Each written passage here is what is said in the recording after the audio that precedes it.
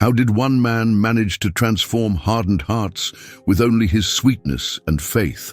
St. Francis de Sales, the doctor of divine love, demonstrated that true strength lies in love and humility.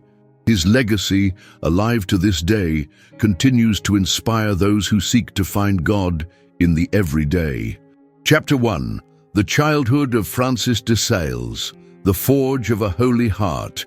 St. Francis de Sales was born in 1567 in the province of Savoy, a region surrounded by mountains and serene fields that seem to speak of God's greatness.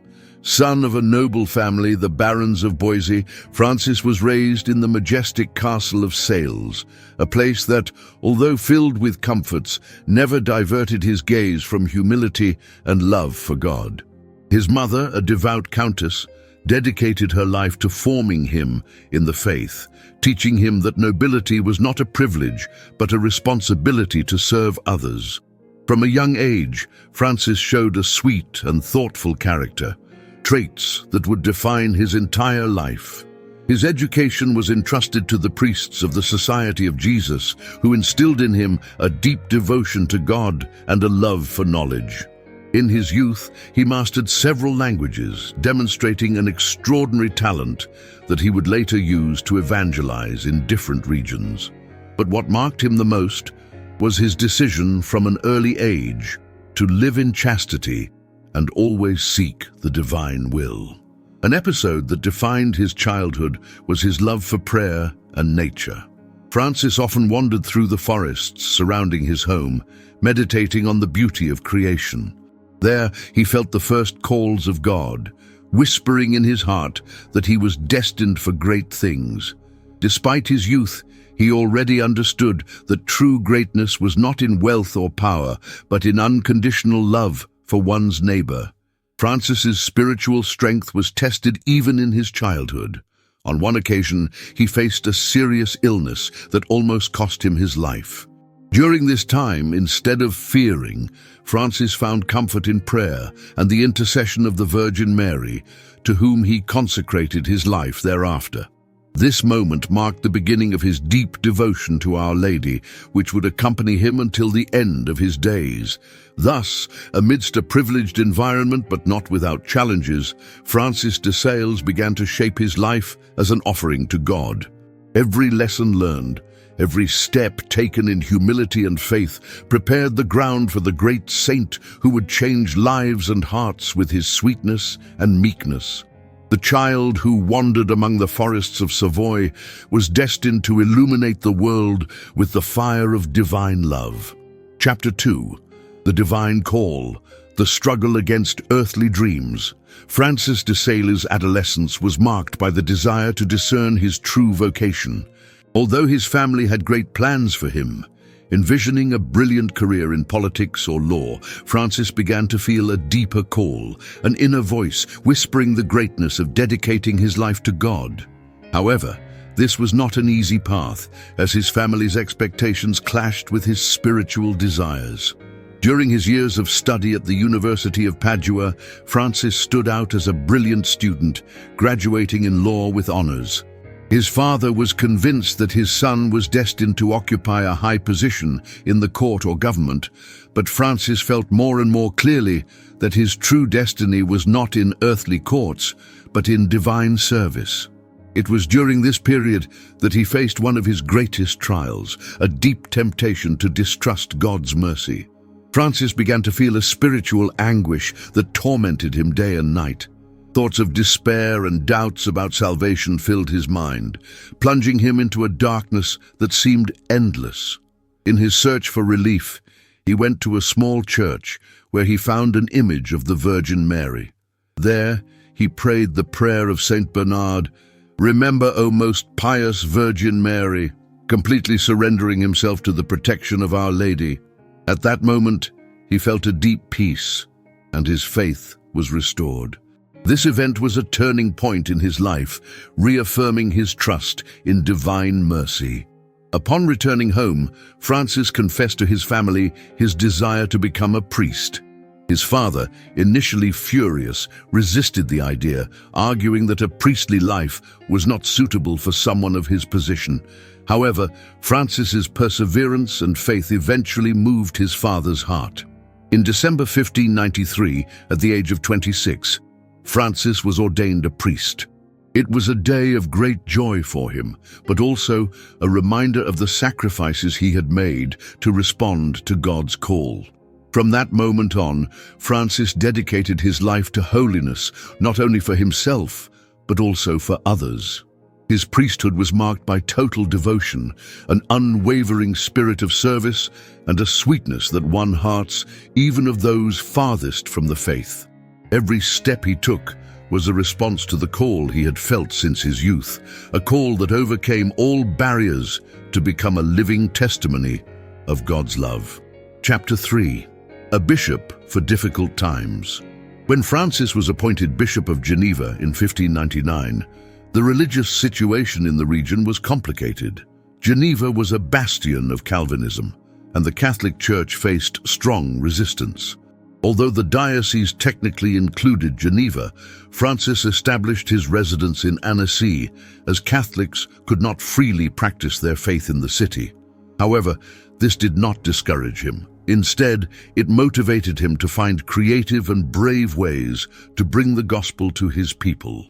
From the beginning of his episcopate, Francis dedicated himself to visiting every parish in his diocese, something uncommon at the time. No matter how remote the place, he was there, preaching, teaching catechism, and reorganizing ecclesiastical structures.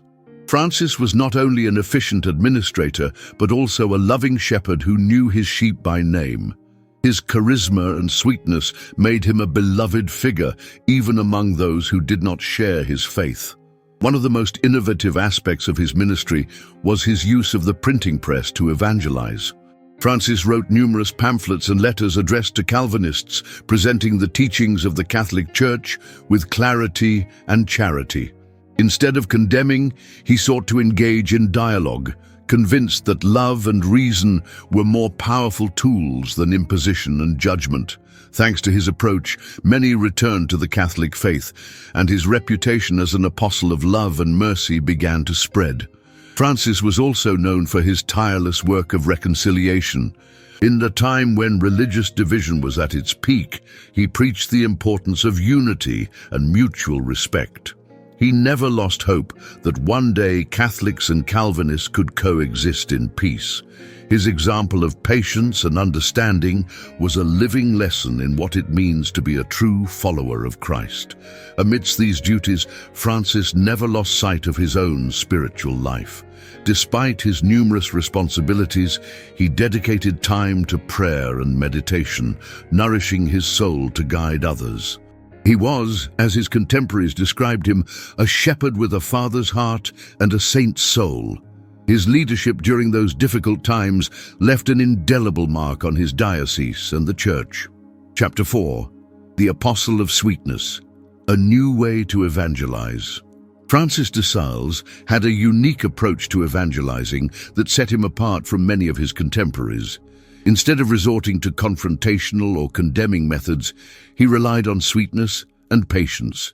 He firmly believed that faith could not be imposed, but had to be freely accepted, moving hearts with love rather than fear.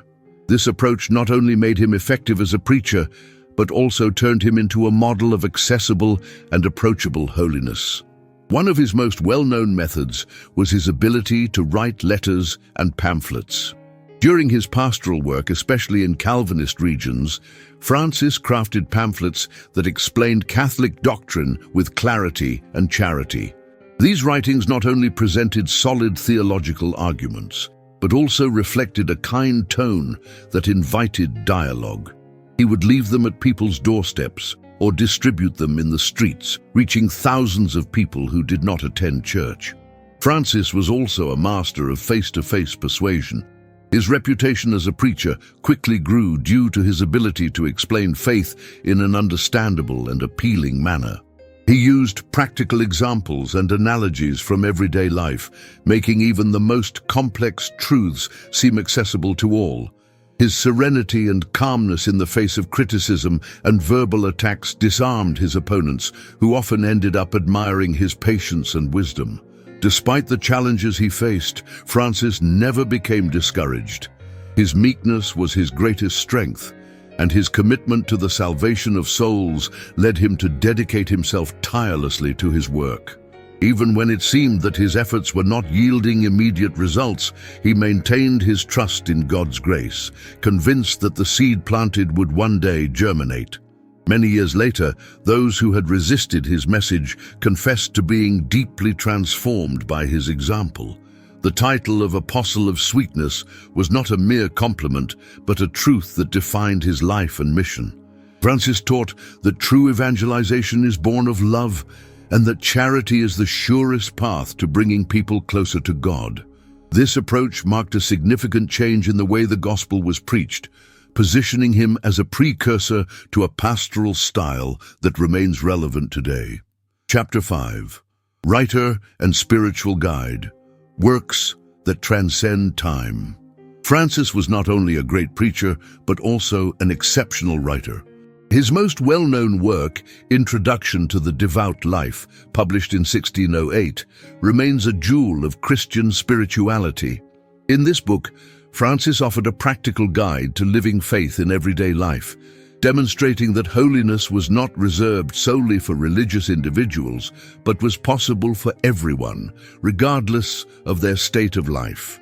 This revolutionary idea opened the doors to an accessible spirituality for lay people, something uncommon in his time.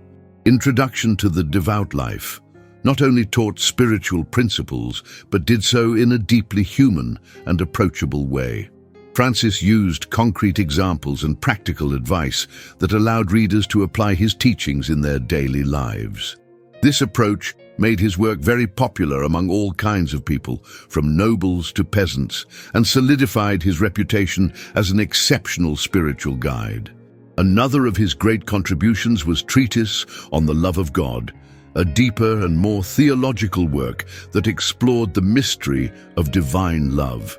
In this book, Francis described the love of God as a progressive journey that requires surrender and trust. Using poetic language and beautiful imagery, he helped his readers fall more deeply in love with the Creator.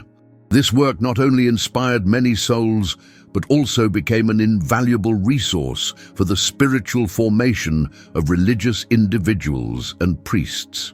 In addition to his books, Francis dedicated a considerable part of his time to writing letters of spiritual direction.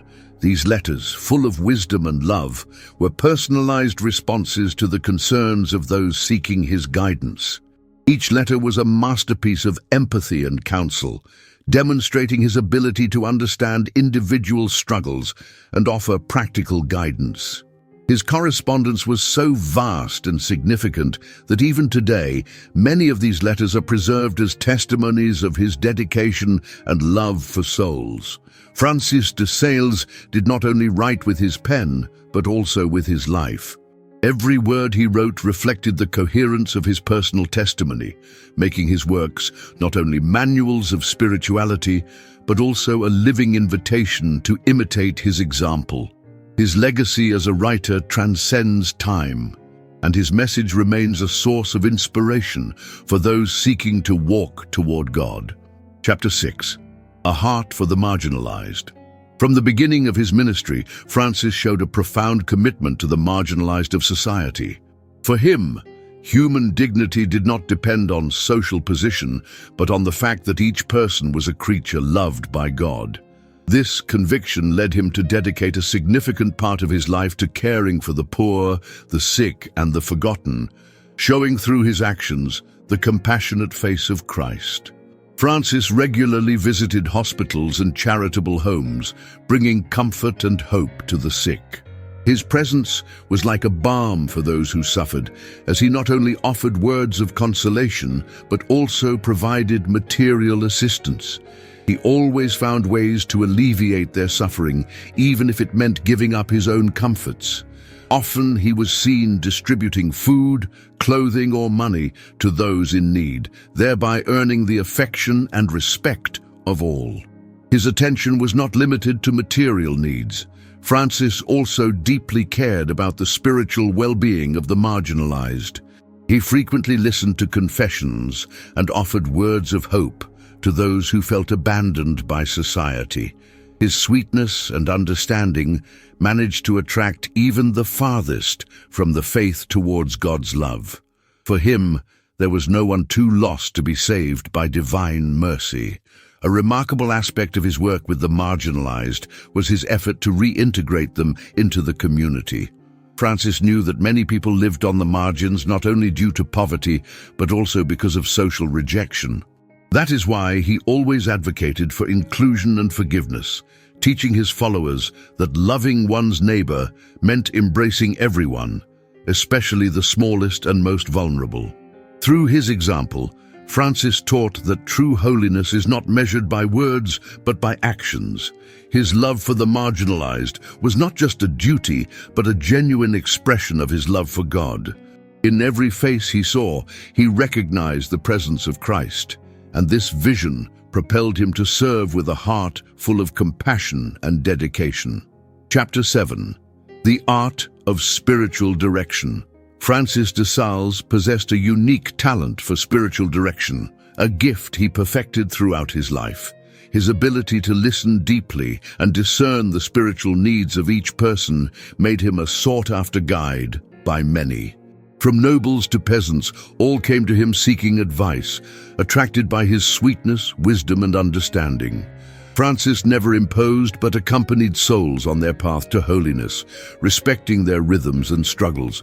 Among the many souls he transformed, one stands out particularly, Saint Jean-François de Chantal. Their meeting in Dijon in 1604 marked the beginning of a spiritual friendship that bore extraordinary fruits. Jeanne, a noble widow seeking meaning and peace after the loss of her husband, found in Francis a guide who led her to deepen her relationship with God. He helped her discover her vocation and inspired her to found, together with him, the Congregation of the Visitation.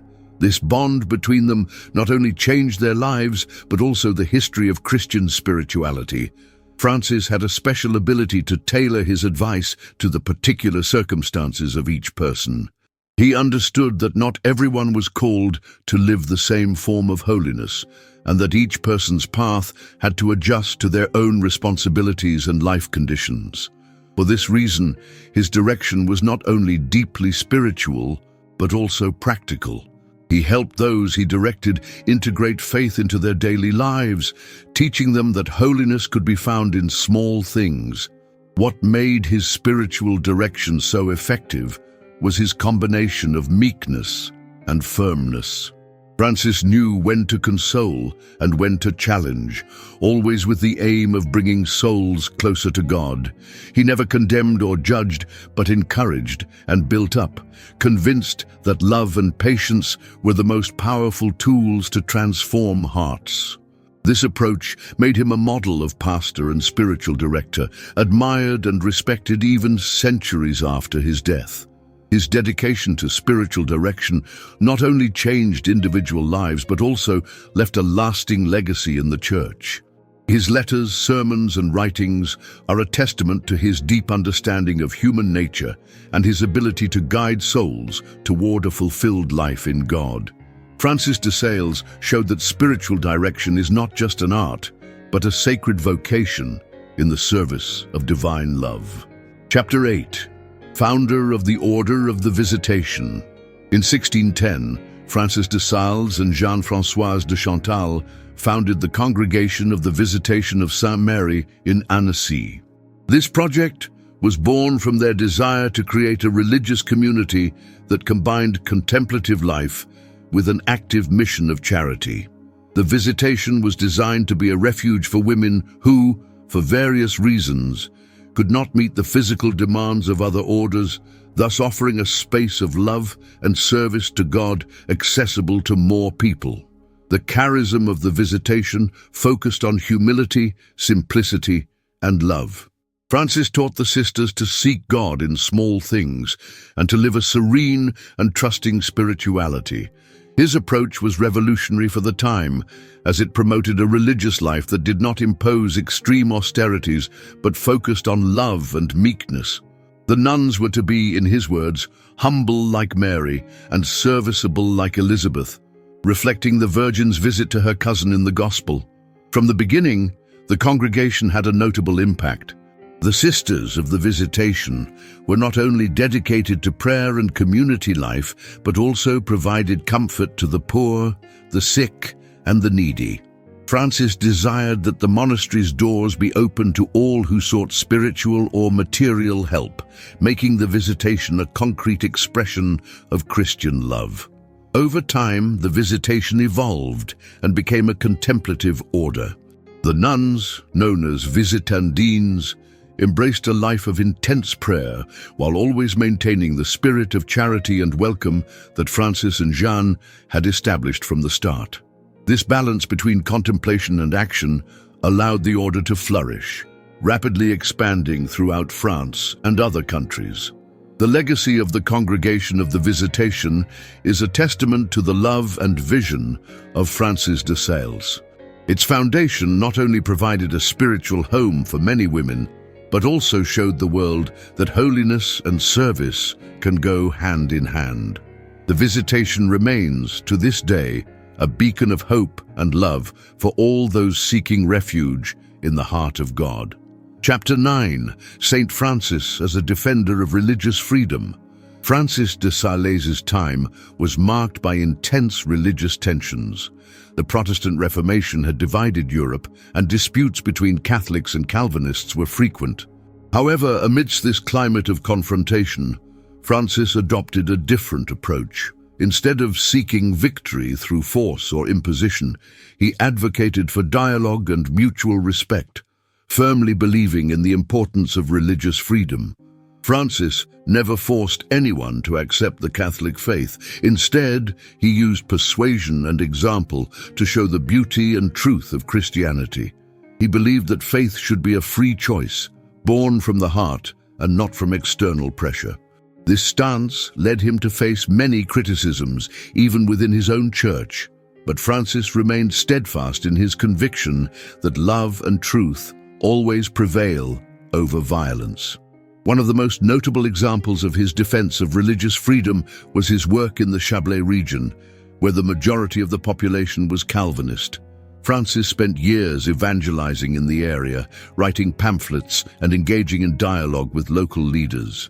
Although he faced great difficulties, he never lost patience or charity. Over time, his efforts bore fruit, and many returned to the Catholic Church, not by imposition, but by the strength of his example and teaching. Moreover, Francis saw diversity as an opportunity to learn and grow. Although he never compromised his faith, he was always willing to listen and understand others' perspectives. This approach made him a precursor to ecumenism, promoting a spirit of unity amidst differences.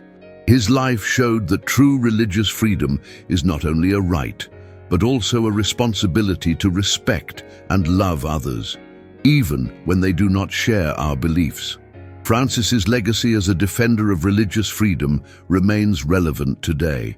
In a world still divided by religious conflicts, his example of respect, dialogue, and love reminds us that peace can only be achieved when we recognize the dignity of every person as a child of God. Chapter 10. Humility embodied, his daily life. The greatness of Saint Francis de Sales was not only found in his writings or his role as a bishop, but also in his daily life. He was a man of extraordinary humility who, despite his position and renown, considered himself a servant of God and his people. His way of living reflected the values he preached: meekness, patience, and unconditional love for one's neighbor. One of the most remarkable characteristics of Francis was his closeness to people.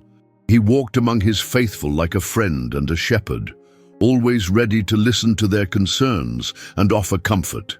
He used to personally visit the sick and the poor, bringing not only material help, but also words of encouragement. His simplicity and helpful attitude made even the humblest feel valued and loved.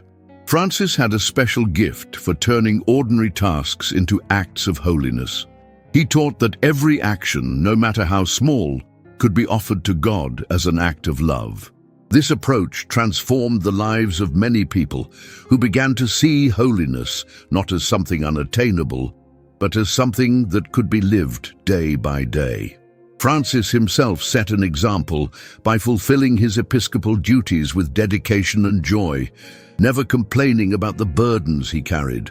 A charming trait of his character was his sense of humor and his ability to see the positive in every situation. Francis believed that joy was a sign of God's presence in the heart, and he did everything possible to spread that joy to others. Even in moments of adversity, he found reasons to thank God and encouraged others to do the same. This attitude made him a beacon of hope for those facing difficulties. His humility was also reflected in his willingness to learn from others. Although he was a man of great knowledge and wisdom, he never considered himself superior. He listened attentively to everyone, from children to the elderly, and valued their opinions. This genuine humility, combined with his love for humanity, made Francis de Sales a model of everyday holiness that continues to inspire millions of people around the world. Chapter 11. Illness and the Final Legacy. The final years of Francis de Sales' life were marked by illness and physical exhaustion, consequences of years of tireless service. However, far from lamenting his fragility, Francis accepted his suffering as an opportunity to unite more deeply with Christ. His attitude toward illness was a living testimony of his faith and trust in divine providence.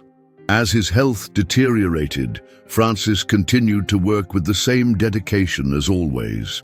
He was often seen exhausted, but never stopped fulfilling his pastoral duties.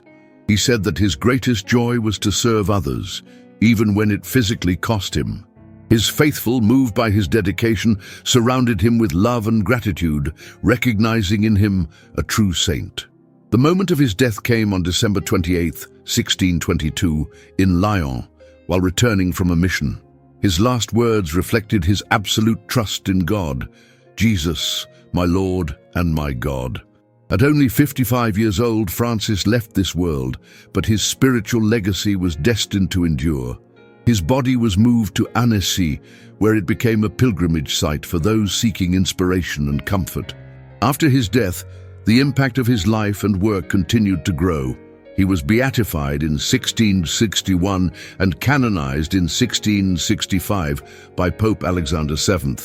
Later, in 1877, Pope Pius IX declared him a doctor of the Church, recognizing the depth of his spiritual and theological teachings. Additionally, he was named Patron of Writers and Journalists, a title reflecting his ability to communicate the truths of faith with clarity and love. Francis de Sales' legacy is not only found in his writings, but also in his example of life. His sweetness, humility, and dedication to others make him a timeless model of holiness. Even in illness and death, Francis demonstrated that true greatness lies in total surrender to God and unconditional love for others. Chapter 12. A Prayer to St. Francis de Sales. Through his intercession, let us ask for the grace to live with sweetness, humility, and love towards God and our neighbor. The sweet St. Francis de Sales, Doctor of Divine Love, teach us to love God in all things and to find Him in the simplicity of daily life. Intercede for us so that we may live with meekness and patience, being instruments of peace and reconciliation in a divided world. Guide us as you guided so many, so that we may walk toward holiness in every action, in every word, and in every thought. Help us always to seek God's will, to trust in His mercy, and to serve others with a humble and generous heart. St. Francis de Sales, patron of writers and communicators, inspire us to use our words to spread love, truth, and hope. Pray for us that, like you, we may live in the world without being of the world, being a light to those around us. Amen.